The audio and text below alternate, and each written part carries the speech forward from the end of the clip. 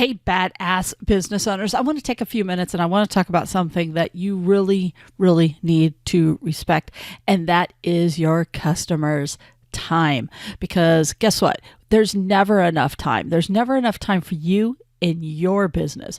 But one of the problems that I see all the time that hurts small business owners is they don't respect their client or customer's time either. You know what? They also have things to do. They also have places to be. They also have kids. They also have appointments.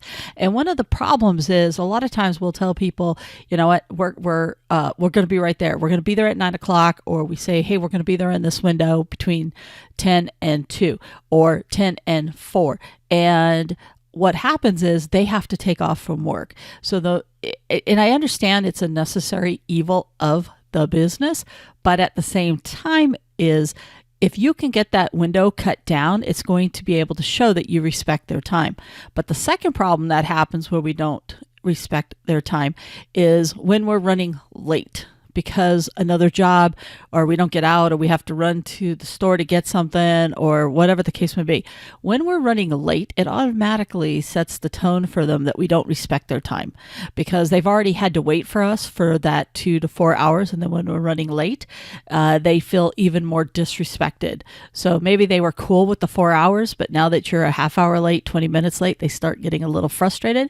And if you, let's just say you show up to the job and you don't have all of the parts that you need, or let's say that you have to now go back and forth because you get there, you look at it and you're like, oh, I don't have this and I need to now go back over to Home Depot or whatever the case may be and then come back. Well, guess what? In their mind, you're not respecting their time because they still can't go anywhere. They still can't do anything. Life is still on hold. And you have to understand that you are better to over deliver than to under deliver. And the more you can respect people's time, the less likely they are to get frustrated with you.